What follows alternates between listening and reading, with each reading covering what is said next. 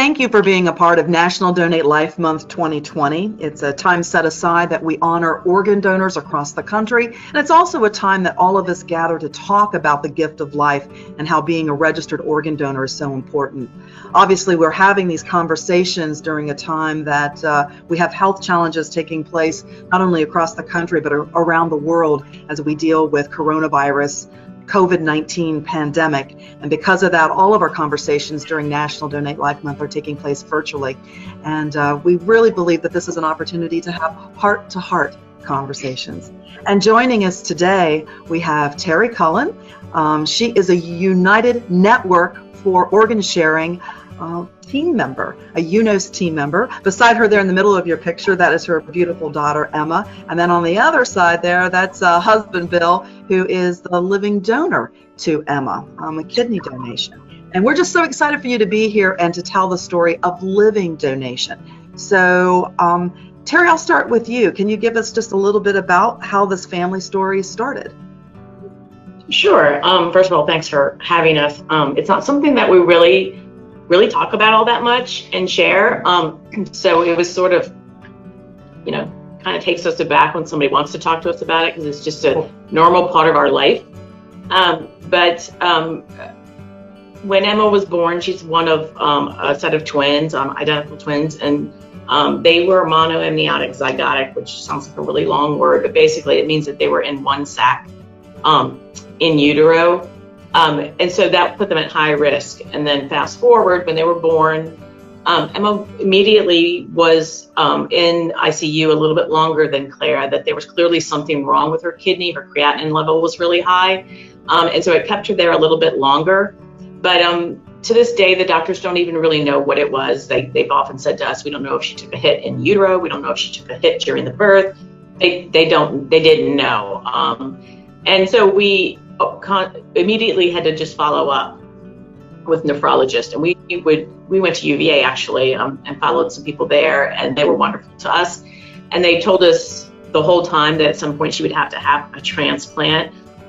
They also said that it was likely that it would probably happen around puberty, where her body started to change and her kidney wouldn't be able to keep up. And it was pretty much like right on target. There was a short amount of time where we talked about we were going to have to go on dialysis, but they immediately started doing testing. Bill was the first person up to be tested. He was a perfect match. We never even did the dialysis. We had the surgery. It was really pain-free, complication-free. And, I often say she was like a poster child for the transplant, because knock on wood, she's, 11 years? 12 years. We had a 12-year anniversary in January. She's never had a rejection. It's just, that's what I mean when I say we don't really think about it that much. I don't know if that makes sense, because we didn't have any complications and it was something that we just had to do. We didn't really think about whether we should do it or what the complications were. It was just something we had to do. So how old was Emma when the transplant took place? 11. 11 years old. And Emma, what do you remember from that time frame?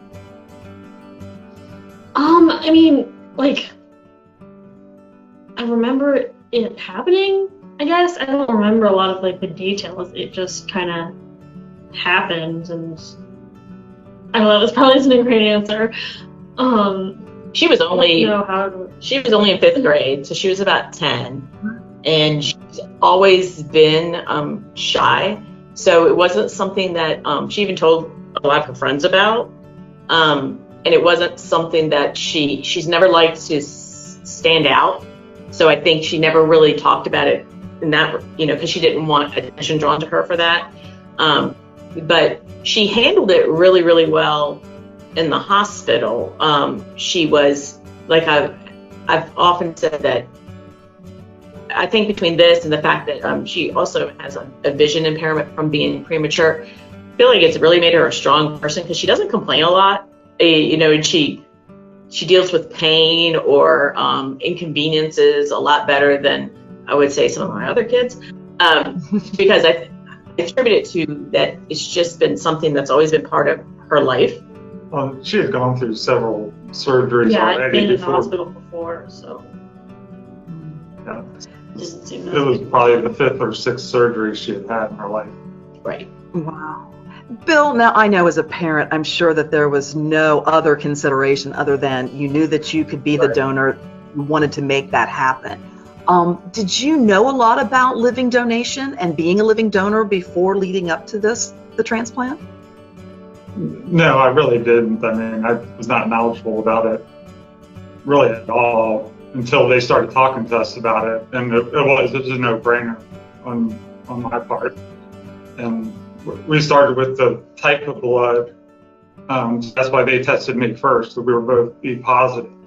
And then it went from there through all the other extensive testing to determine that I was a perfect match or a near perfect match. Well, we're having this conversation during Pediatric Transplant Week. So with Emma receiving that as a child, what would you tell other parents who are now going through that process that you did a decade ago? What is something that would give them hope that they too will make it to the other side? Because I'm like looking at him going, don't cry. What was that a question for me? What would you tell other people who? It's a question for the family. Yeah, well, actually, we had a friend who donated indirectly to her nephew, and so this question came up. Was that last year? Yeah. That they did that, and I mean it's not as scary as it seems. I mean, yes, they take an organ from you and give it to someone else, but the surgery, I mean, I was out of recovery in a room by noon, I think.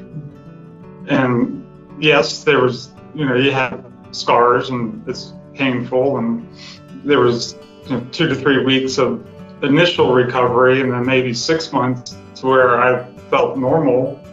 And then, I don't know, within a year, I felt completely normal. And for a while, I would feel twinges and things where where the scars were. But now I don't notice. I'm back to regular activities. I'm a runner, an outdoors person, and I mean, I've run several marathons since then and many other races, and it hasn't affected me whatsoever. I mean, so you can return to your normal life. That year. Yep. Emma, what would you tell without taking medication? That's the one thing a lot of people ask is, are you compromised as far as having to take medications? And I don't. I mean, I don't take anything for it. I mean, Emma obviously has to take medications to prevent rejections and keep the kidney healthy in her body because it's a foreign object, basically. But I don't. And I was told too that my kidney would accommodate for the loss of another kidney, so it'll grow larger. And I assume that's happened. I haven't had any testing or imaging of my kidney since the surgery. Emma, there are so many other children who are awaiting transplant all across the country. What would you tell them? Because it's hard to be not feeling your best and being able to play with other friends. What would you tell other children who are waiting for a transplant?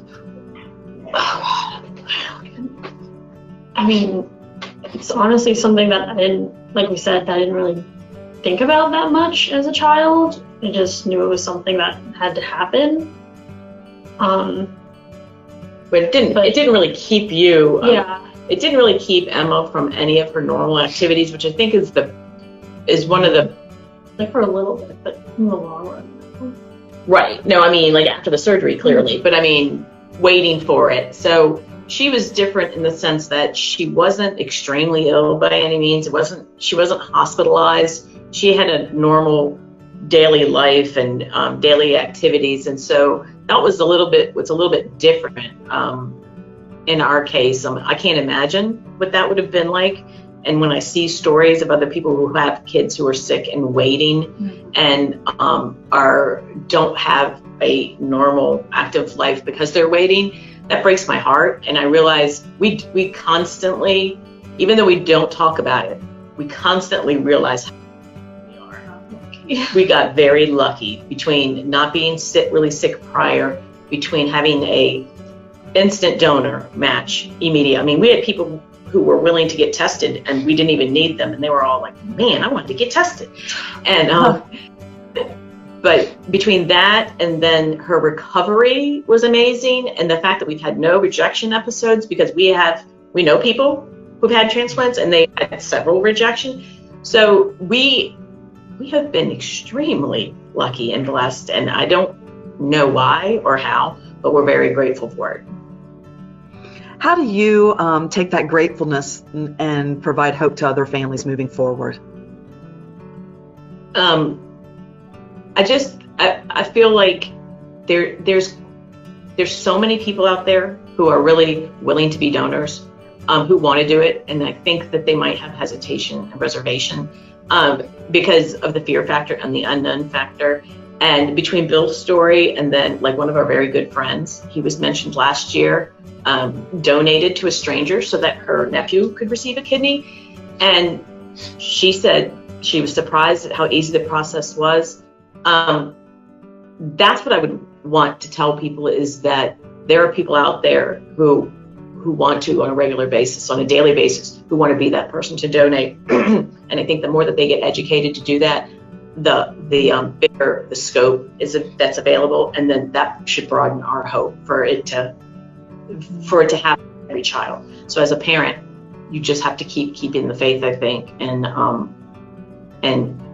hope that the next person will be the right person to match your situation, and believe that that's going to happen eventually.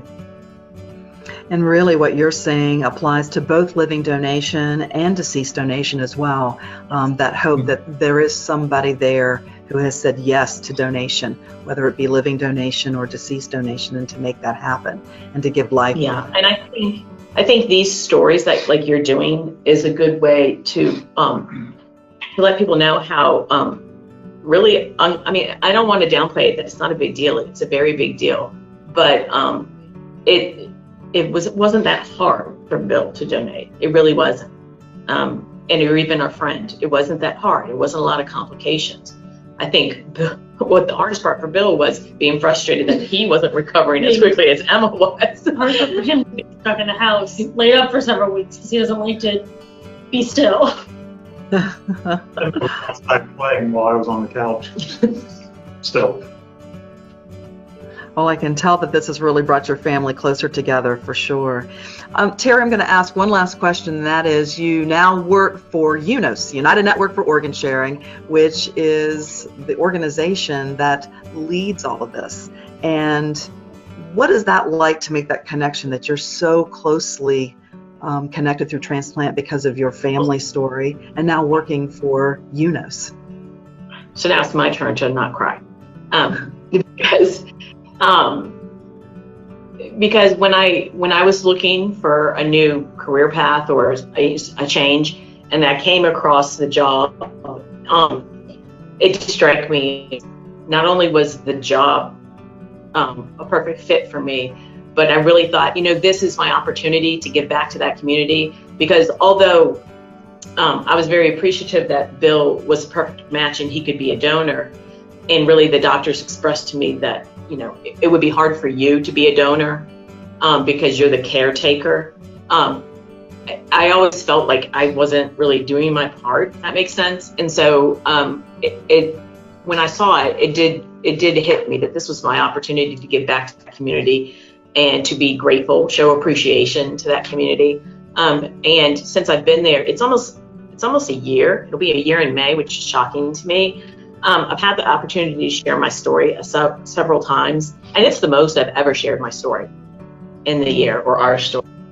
And so I realized that, it gave me a platform to do that, and I do appreciate that. So I've enjoyed every minute of the last year, and I've enjoyed being part of the work we're doing, and it makes me proud. So I really am glad I made that decision, and I'm glad that UNOS took a shot with me. Well, your family story, Cullen family, is our story at UNOS, and for all transplant recipients and donor family members across the country. So thank you for sharing. Thank you for being a part of National Donate Life Month and advocating on behalf of organ donation. Together, we are saving lives. There's no doubt about it. So thank you so much for being here, and happy National Donate Life Month. We're glad that you're a part of it this year and sharing your story. Thank you for having us. Thank and you you. too. Thank You you. guys are doing a great job.